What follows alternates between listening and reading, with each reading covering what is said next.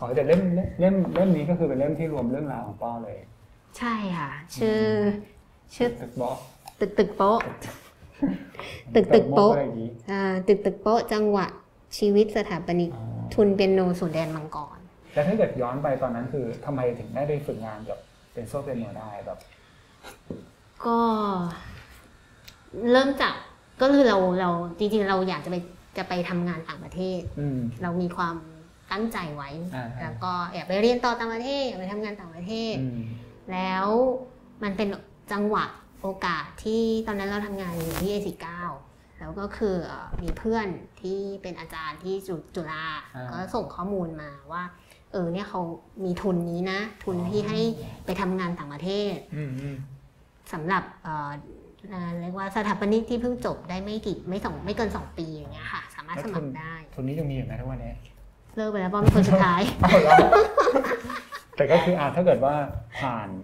ก็จะได้ไปทำงานกับใช่ก็คือส่งพอร์ตโฟลิโอไปแค่พอร์ตอย่างเดียวเลยส่งแค่พอร์ตโฟลิโอเป็นฮาร์ดคอปปี้ส่งไปรษณีย์ไปแล้วก็ย้อนกลับไปไม่มีส่งเมลด้วย10 กว่าปีที่แล้วแล้วก็คือคนไทยหลายๆคนที่เรารู้จักเขาก็ส่งไปในออฟฟิศเดียวกันก็ส่งไปก็ได้เห็นคือคนที่รู้ข่าวเพราะมันน่าจะเป็นโอกาสที่แบบเป็นโอกาสแบบกว้างมากสำหรับจริงๆก็คือทั้งโลกเลยแหละทั้งโลกเลยใครก็ได้ที่ไปได้อยู่บริษัทของเรโซเปโนที่ฝรั่งเศสที่ตอนนั้นใช่ตอนนั้นเรายังไม่รู้ว่าเราจะได้ไปอยู่ที่ฝรั่งเศสหรือที่อิตาลีตอนนั้นเรายังไม่รู้แต่เราก็ส่งไปซึ่งเราเป็นผู้ชนะเพียงคนเดียวในโลกจากทั้งหมดเขาว่ากันว่าสมัคร1,000 กว่าคนมีพอร์ตโฟลิโอ1,000 กว่าฉบับอะไรเงี้ยแล้วเขาก็เป็นแบบพาร์ทเนอร์แล้วก็เลนโซ่ด้วยอะไรเงี้ยแล้วก็ทีมพาร์ทเนอร์ของเลนโซ่เขาก็เลือกจากพอร์ตโฟลิโอโอ้โหก็เชิดๆเลยนะตอนนั้นซึ่งจริงๆพอร์ตตรงนั้นมันแทบไม่มีอะไรเลยนะมันเป็นผลงานตอนเราเรียนแล้วเราคิดว่าเขาเลือกจากไหนเขามีบอกป่ะน่าจะเป็นจากการที่เรามีทริคก็คือมันมีสัมภาษณ์อะไรไม่ใช่คือในข้อมูลที่เขาให้สมัครเขาเขียนไว้ว่าส่งได้ไม่เกิน10 แผ่นแต่ว่าเราคิด10 แผ่นคือ20 หน้าหน้าหลังนี่เหรอใช่เราเบชชิ่งนี่เราก็เลยใส่งานเราไปเยอะก็คือก็พอมาคุยกับเพื่อนที่หลังเพื่อนคนไทยที่ส่งด้วยกันบางคนก็คือส่งแค่10 หน้าไงโอ้โหเพื่อนนี้เจ็บใจเลยนะแบบอะไรวะทำไมวะแล้วคือเราส่งในเชิงที่โชว์ทักษะสกิลเราว่าเราทำอะไรได้บ้างแล้วหนึ่งในสกิลที่คิดว่าเขาสนใจก็คือการที่เราทำโมเดลฟิสิกอลโมเดลซึ่งเป็นสิ่งที่เราถนัดตอนสมัยเรียนแล้วก็สเกจมีแบบการเขียนแบบอะไรเงี้ยคือเขาโมเดลที่ป้อมาคือหมายถึงการตอนเรียนแบบนี้ใช่ไหมใช่ตอนเรียนใช้กระดาษชาโน้ตชาน้อยอะไรหรืออะไรพวกเนี้ยก็คือมันก็จะอยู่ในพอร์ตโฟลิโอเราแล้วก็ไปจนถึงแนวคิดมันจะมีโปรเจกต์บางอันที่เราจะพูดถึงแนวความคิดของเราในการออกแบบอะไรเงี้ยค่ะแล้วก็หน้าปกด้วยมั้งเพราะว่าหน้าปกเราก็จะแบบมีการออกแบบหน้าปกที่มีความเป็นไทยนิดนึงมันก็เราก็รู้สึกว่าเราอยากให้เขารู้ว่าเนี่ยไม่ใช่เด็กทั่วไปนะเป็นเด็กมาจากเมืองไทยอะไรเงี้ยเราก็อาจจะเป็นอะไรประมาณนั้นที่มันทำให้คนเขาสนใจแล้วเราก็ได้รางวัลแล้วตอนได้รางวัลก็คือแบบโอ้โหช็อกโลกแล้วพอตอนที่เราไปเจอจริงๆมีโอกาสได้คุยกับเขาไหมแล้วเขามีการพูดอะไรบางอย่างที่เราจำได้ไหมหรือแบบเห็นวิธีการทำงานหรือมุมมองอะไรบางอย่างของบริษัทเขาที่เราเก็บมาจนถึงตอนนี้ตอนที่เราไปเนี่ยเราก็เรียกว่าเราก็ใหม่มากที่เป็นครั้งแรกที่ไปต่างประเทศแบบคนเดียวแล้วก็ตอนนั้นคือไปถึงยังไม่ได้เจอคุณเลนโซเปโนก็จะเป็นคนมาแนะนำเจอพาร์ทเนอร์ที่เราต้องทำงานด้วยเจอทีมที่เราต้องทำงานด้วยเขาก็เฟรนลี่มากแต่ว่าที่เราแบบจำได้เลยทุกคนจะถามว่าเธออยากให้ฉันพูดภาษาอะไรกับเธอเราก็งงบอกไทยไปได้ไหมไม่คือเราก็แบบว่าคนที่นี่พูดได้กี่ภาษากันหรออะไรเงี้ยเพราะว่าก่อนที่เราจะไปเราได้รับการบรีฟมาจากเลขาที่จะให้ที่ทำเอกสารให้เราบอกว่าเราต้องเรียนภาษาฝรั่งเศสมานะ เพื่อจะใช้ชีวิตใช่เราก็เรียนแบบ intensive course ได้ประมาณเดือนหนึ่งพอไปถึงทุกคนก็ถามว่าจะให้พูดภาษาอะไรเขาจะกับเราเราก็แบบอ้าวคุณก็ต้องพูดภาษาฝรั่งเศสกับฉันสิเพราะฉันไม่อยู่ฝรั่งเศสไม่ใช่หรออะไรเงี้ยแต่คือทุกคนอ่ะเขาก็จะเหมือนกับเขาดูเป็นคนที่ไม่ได้ยึดติดว่าฉันเป็นอิตาเลียนฉันต้องพูดอิตาเลียนนะอะไรเงี้ยคือเขาก็จะพูดฝรั่งเศสก็ได้จะพูดอังกฤษก็ได้อะไรเงี้ยแล้วแต่ว่าเราอยากจะให้เขาสื่อสารกับเราภาษาไหนอันเนี้ยก็เป็นข้อที่เรารู้สึกว่าคนที่นี่ดูมีความ flexible แล้วก็ open แล้วทุกคนก็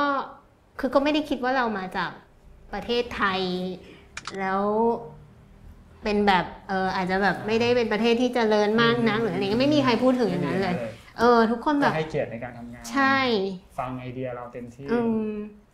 ก็มันก็เลยเป็นเรียกว่าเป็นจุดเริ่มต้นของเราในวิชาชีพที่แบบเราได้ไปทำงานต่างประเทศเราก็เห็นภาพของการออกแบบอาคารที่เป็นการออกแบบอาคารที่ไม่ใช่อาคารเดียวด้วยเป็นอาคารที่คำนึงถึงบริบททั้งหมดแล้วก็ความเป็นเอกลักษณ์ของเมืองคือมันก็เลยคือเลยคิดว่ามันจะต้องการออกแบบเนี่ยมันเลยต้องทุกอย่างมันต้องไปด้วยกันก็น่าจะมาจากการที่เราได้ไปกับไปทำงานกับคุณเรนโซ่เนี่ยแหละแล้วก็จังหวะที่ได้เจอคุณเรนโซ่ก็คือทำไปประมาณเดือนหนึ่งละเขาก็แบบเขาก็เพิ่งมา